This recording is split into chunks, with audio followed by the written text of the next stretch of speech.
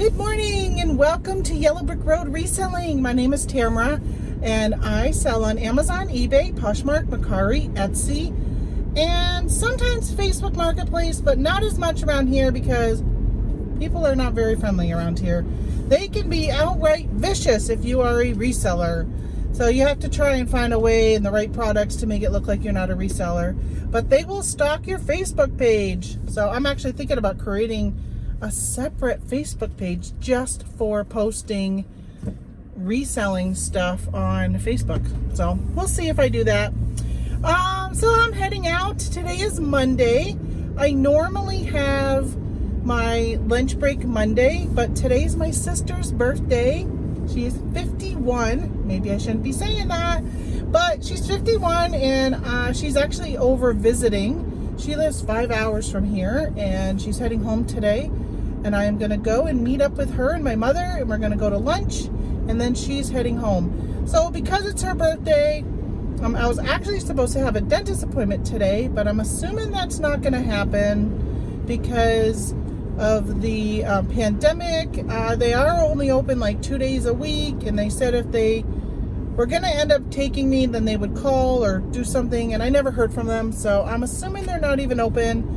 It sounded like it probably was a very low chance I was going to get in anyhow. So instead, I said, well, I'd kind of already made an announcement last week that I may not be there today. And since my sister is here, I should do as a great reseller should do, right? And we have a flexible schedule, and it allows us to go and do some things that people who work a 9-to-5 job, 8 to 5, 8 to 4, whatever, they don't have that opportunity all the time. And being a reseller, we have those opportunities. And one of them is to take off and go and meet somebody for lunch. And so that's what I am going to do. So I'm sorry there's no lunch break show today. Of course, you'll be seeing this after the show doesn't happen, because I got to give out some kudos to people who resell and do. I'm gonna fix my video here. All right, so people who resell and do YouTube and specifically put out a video every day.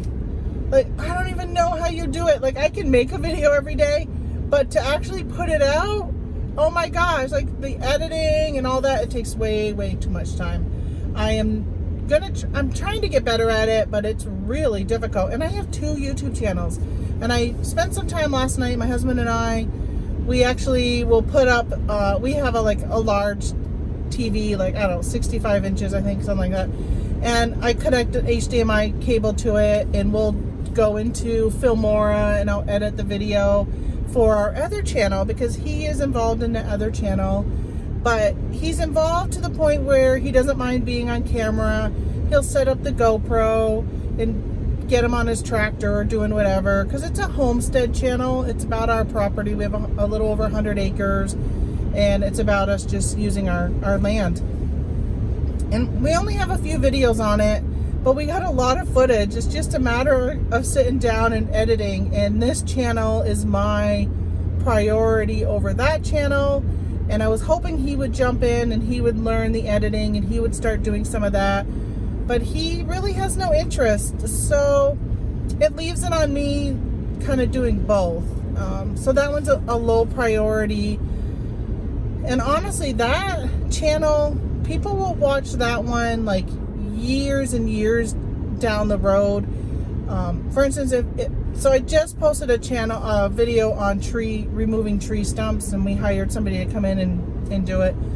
And when we were talking about what we were going to do, we were looking on YouTube and watched some videos, and we watched videos from 8-10 years ago, and it was all right to watch them from that far because things haven't really changed that much to not watch and see.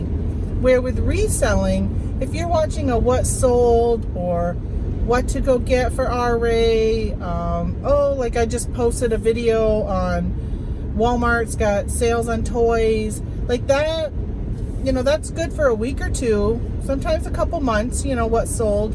But what sold 2 months ago isn't selling now on especially eBay and even Amazon somewhat, but like people who were doing grocery during March and April, May, they were doing really well. Well, they're not doing as well now because things have just slowed down as stores opened back up and all that. So, I mean, it really changes. Puzzles were doing really well. They're still doing okay, but you definitely don't get as much as you were getting back then. Like a Nintendo Switch was going for $600-700, and I just sold one for a little over $400. So there's definitely changes in the market when it comes to certain things. And that Nintendo Switch was a brand new one, by the way, not a used one. So, all right, so let's see. What else did I want to tell? Oh, I know what I wanted to say today. I wanted to tell you, so first was the YouTubers that are also resellers and putting out videos all the time. Like, kudos to you. And if you've been on the fence thinking about starting a YouTube channel, I'll tell you, it is a lot of work. But I love it. Like right now, I love it. I want to sit here and do videos all the time. What I need to do is find somebody who will probably edit them, but I need to find somebody who will edit them for free because I'm not making any money doing it. Like, I don't get paid to do YouTube. I'm not monetized or anything like that. So this is all just, me doing it for fun. And I just really enjoy it. And my sister and I were talking and she's like, why do you do YouTube? And I said, well, number one, I really enjoy it. And in my past life, I was a stay-at-home mom, but I volunteered. I was on the local PTA. I was on the state PTA. I would volunteer my husband was in the military. We had family readiness. I ran a family readiness group. I ran a Girl Scout troop. Like, I always have wanted, I just like giving back to the community. I like helping people. When I went to go get a job, my job was as a trainer. I ended up doing the family readiness groups. I oversaw them, but I trained all the volunteers, and I just really enjoy that. And then I became a manager, and then I managed, but I kind of did some of the training on the management team. I just really have always enjoyed doing that type of stuff and helping people and sharing my knowledge. I've never been one that keeps knowledge and keeps things to themselves. Like, I will share whatever I know, and sometimes can it hurt you? Yeah, it can hurt your business. Like, if I'm going to tell you everything that I know and you become competition for me, let's say especially Amazon, and your way of doing business is different than mine. Like, I like to match the buy box. I like to keep the price at the buy box, the historical price where it's at. There are people who will come on and we call them price tankers. And if something's been selling for $23, they'll jump on and put it for $16. And, and then a lot of reprices will end up matching it. And next thing you know, the price is now $16 on Amazon. Where if that person would have just put it up for $23, we all would have been selling it for $23. But people like to just get on, lower the price, get rid of their product, and move on. They don't care if they make a lower ROI, where I want to make the most of my money. So sharing some things can hurt you. And I know in the reselling world, and again, especially Amazon, I've noticed that I do get some thumbs down on my videos. And of course, I don't know why. And sometimes I wish somebody would say why they give me a thumbs down. Like, hit a thumbs down and then just say, I don't like you. I don't like your style. Or, hey, I don't like you sharing bolos because it ruins it for other resellers. And there are resellers who feel that way. So they don't like when people show things like that. I don't know. I actually belonged to a Patreon group that I was paying for, and I took a screenshot of my Amazon sales and posted it to show them I had gone on a cruise. And so I was pretty much just showing that, hey, look, I went on a cruise, and while I was gone, I sold this much on the cruise. And they didn't like that. Like, the owner of that group, they didn't like that. They don't like to see how much people sell.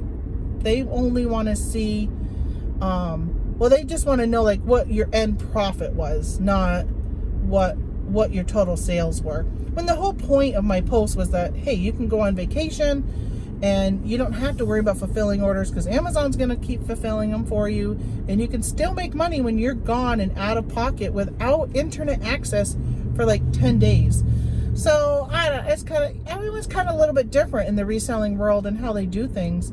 But I love it. I love it so much. And I love doing what I'm doing here with you guys. Well, I wanted to tell you that I don't understand people who live in the South, because it is hot. It is hot there. So I'm up here in New York, and this summer has been so hot, and it's been humid, and we have gotten, like, we're in one of the worst droughts right now where we are. And it was funny, last night we were watching the weather, and my husband and I we were so hoping we were going to get a storm, because there was this huge storm coming from the Midwest coming over. And I was watching the news, and the news that we watch is out of either Syracuse or Watertown, New York. And even though I'm still a couple hours from like Watertown and 3 hours from Syracuse, and we're watching it, and I'm right up near the Canadian border in New York, like on the northern part, not like near Buffalo, that type of thing, or Niagara Falls. Like I'm up like way near the northern Canadian border. And we're watching this storm system, and it said we were supposed to get it at like 3, and then it changed to 8. And it literally, the storm was coming, and it split in half, and half of the storm went north of us, and the other half went south, so it didn't hit us. And we're like begging and pleading for a storm to hit us, because we need water so bad. Like, I'm really worried about our well running dry. So I don't know. I have to go out and water my garden every day manually, because we just are not getting enough rain. And we, on that other channel I was talking about, we put in a pond in our backyard. We hired an excavator to come and clean out a spot that was like it was like a little stream, but it was more like the rainwater and stuff that come off from our gutters flow into this. And there's just always been water there since we've lived here.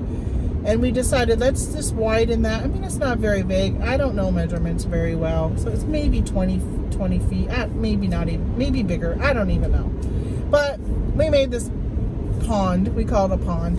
And, other people would call it a puddle, but we call it a pond. And it's mostly just to feed the wildlife. We have deer in our backyard, turkeys, and that kind of stuff. So just so they can have a place to water after they come and eat in our backyard. So we have that, and it's dry. It is so dry. And my husband actually he put down this stuff that, I don't know, it's like a gel type thing, I think. I don't know. It's like a powder, and it gets wet and it turns like jelly, and it's supposed to seal ponds. And I'm trying to think of what it's called. I can't remember. It's expensive though. So we put that down, and the problem is we didn't get any rain to make that like gel up and seal everything. Even though we keep getting where it calls for rain, but literally, like I just said, everything splits and ends up not hitting us. It has been a crazy time. Since April, we've only gotten, at the beginning of July, we'd only gotten 3 inches of rain from April to July. And I don't know from July to now how much we've gotten. We've gotten a little bit of rain, but I don't know how much, like inch-wise. It's not even an inch, I'm sure. Well, he ended up having to go, so what happened, he put that powder stuff down, but the deer walked through that, and their hooves and stuff have put dimples into it. So when it did rain, it was no longer going to be this clear sheet of the stuff that was sealing it in. It now put these holes into it. So when it rained, the water would find those holes and ended up going into the ground. And so he ended up putting some brown, like plastic tarp water seal stuff, and now we got some water in there, and he gets excited. We got rain the other day, and he literally was on the back porch just sitting there watching his pond fill up, which is crazy. I don't know. So we got the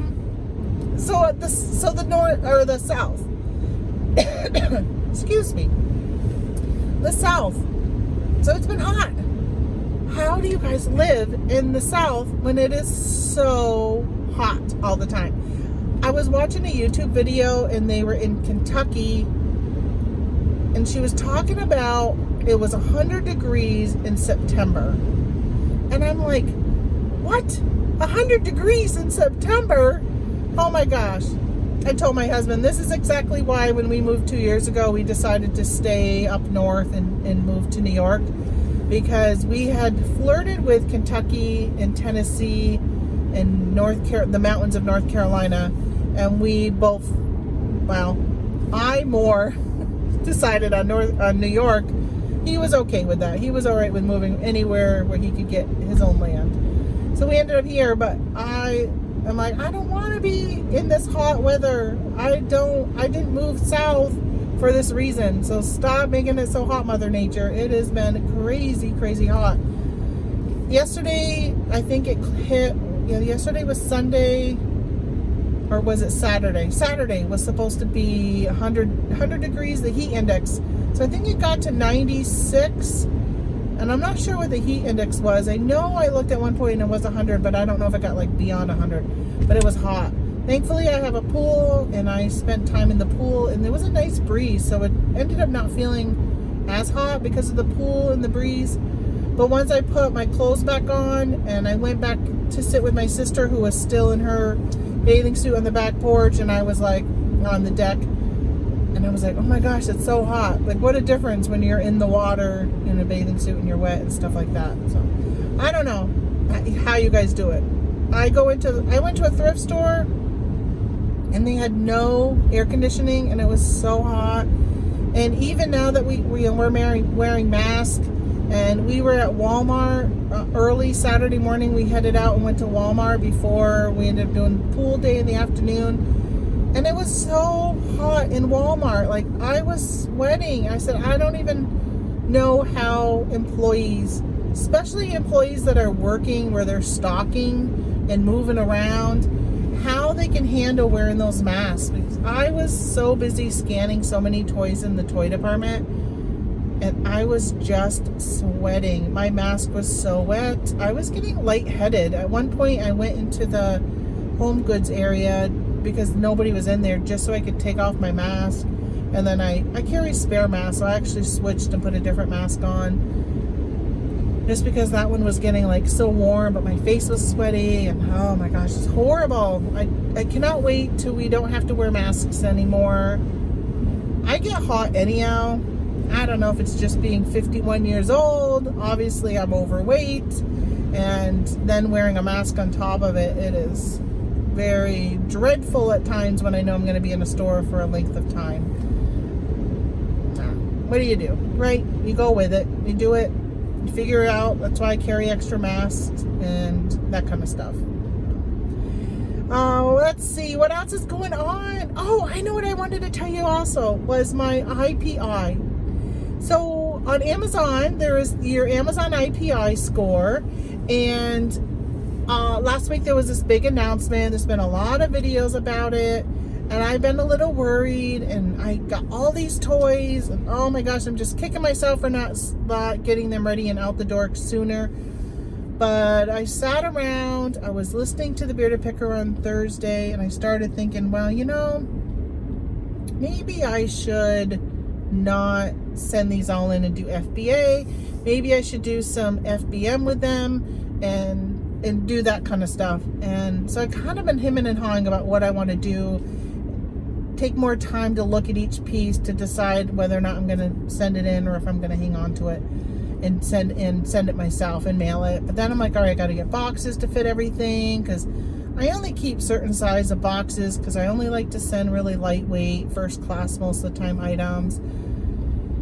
And so I decided not to FBA most of them. Well, then I was watching a video yesterday. I wish I could remember who it was. So I like to give credit to other YouTubers, because I like when they bring up stuff that makes me think of things. And in this case, they were talking about the IPI, and he was showing how his IPI score was not very good. It's like mine. It was 477. I think he was lower, like 450. And he was like, well, he belongs to a private group, and everybody was sharing what their current storage limit is, or storage space currently is. Like, I'm unlimited except for hazmat, but hazmat and aerosol. But when it comes to like regular inventory, I have unlimited inventory. Well, I was looking to see what my current inventory is, and it's something like 19 or 21 cubic feet, like not very much for my general, not my clothes or any of those other ones. And what my current, so right now I can have unlimited, but my current only being, let's say it was 25, let's say it was even 25, which was probably higher, or I'm sure my number is lower than 25, but I'll use 25. After like August, or even August 15th, my like storage limit is gonna be like 86 cubic feet. I'm like, okay, so I can send in almost 4 times the amount that I'm sending in right now, because I think I'm like 21 or something. Like, actually, I think I might even be less than that. I think I might be only 18 cubic feet. It wasn't very much. And I said, so I can get almost 4 times what I'm sending in right now in stock, or have in stock. And at Christmas, Q4, things sell really, really fast, faster than they're selling now. And some things are selling really fast now. Like, they're hitting that's how I know that my box has hit the warehouse, because I'll check my daily sales and there'll be a huge jump, and I'll be like, oh, my boxes have hit. So I was really worried about it, and now I'm just like, okay, I'm not worried, because I am just gonna send this stuff in. I was gonna FBM it, but I'm not gonna FBM it. I'm gonna FBA. I'm not gonna let this worry me, and I'll just use the month of August to kind of test my limits, see what my, like, how high things get.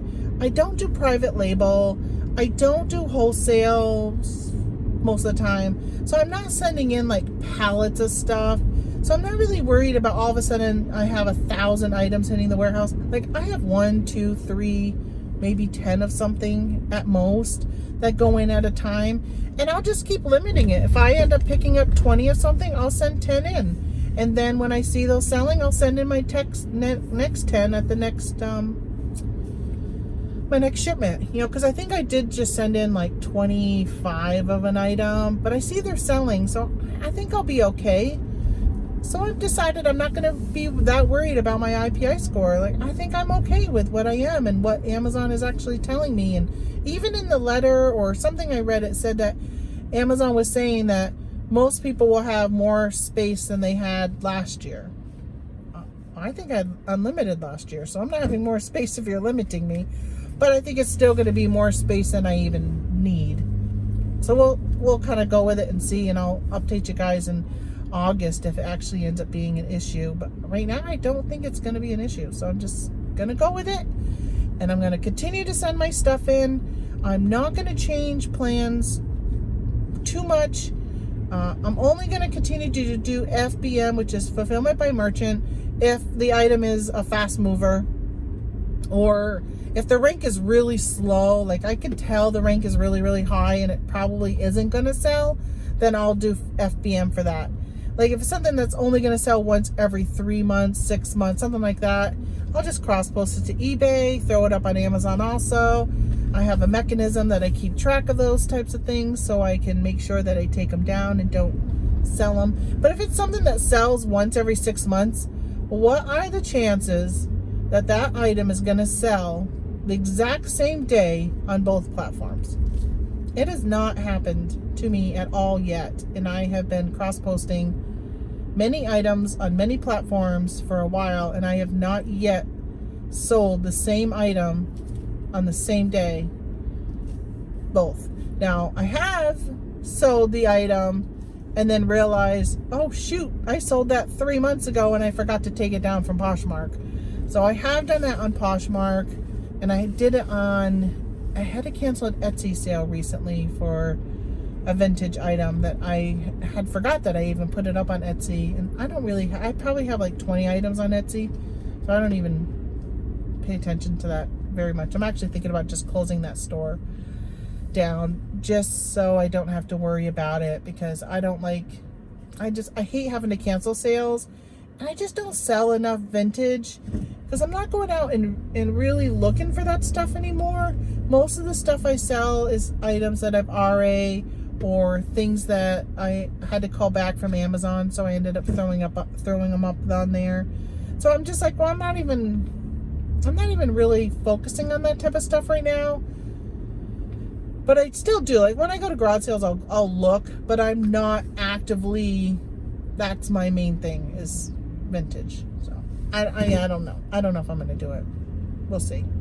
And I also wanted to tell you guys about a auction that's happening on Wednesday. I will be on it. It's on NASCAR Man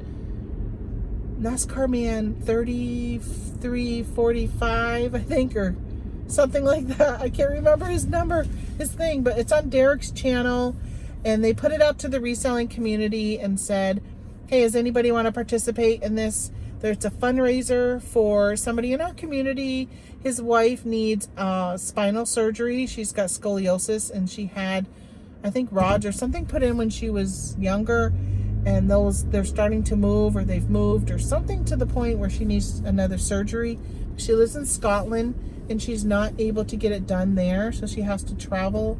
I think it was either to the United States or to the UK to get it done. So she's looking for funds to help with that, because insurance will not help cover it. So the group is kind of coming together. Victoria, Johnny, and Derek are doing a fundraiser, and I will link it into the description. So look down in the description so you can click on that and go to it. It starts at 2 o'clock Eastern time on Wednesday, and come on in and maybe you can find something really cool. I am going to be auctioning off. I don't have my time period yet. I think I'm trying to decide what to auction. I think right now I have brand new, they're like kids sleeping bags with a pillow with Mickey Mouse on the front. I think I might auction one of those off. So perfect for, a kid who might have some sleepovers, or just want to make a tent in your living room, and they can sleep in their sleeping bag. I remember doing that with my kids. It was so much fun. And you can have it if you send your child to daycare. Sometimes daycares will want those sleeping bags. It's just a really cool thing. So it's brand new and still in the packaging. I might even have 2 of them. So depending on what the bidding is like, I may offer up 2 of them if there's interest, or I'll just do the one. But stop in, help support some other resellers. They don't have a YouTube channel, or maybe they do. I'm not sure if they do. If they do, I don't think I'm subscribed to it, but I'm pretty sure she doesn't have one. But they are resellers, so I like to support anybody in the reselling community. I just love when I see things like this come about, because it's just a very nice, close-knit family. And I'm sure you notice it if you follow any YouTubes, if you are following, I'm at an intersection here, and there's a car. All right, so yeah, if you're following any YouTubes on a regular basis, if you're in the live, you see a lot of the same names and faces. If you're in Facebook groups, you see the same names and stuff of people posting. It's just becomes a tight-knit community. If you're not part of that community, I highly suggest becoming part of it, because there's so much that you can learn by hanging out in it and just making friends. And reselling can be a very lonely life if you are just doing it by yourself and are used to working in an office where you had coworkers, and here you don't really have coworkers unless you create those coworkers, and you can create them by going to these Facebook groups and hanging out in YouTube chat on the live shows and stuff like that. So I'm at my sister's, actually at my mom's, picking her up to drive over to the restaurant, because my sister's gonna leave from there. But I hope you all have a good day, and I'm sorry that we missed the lunch break Monday show. I might go live later this week. I have a pretty open schedule this week, so I might go live on another day, and hopefully you guys are around and you can jump in and chit chat with me. All right, talk to you guys later. Bye.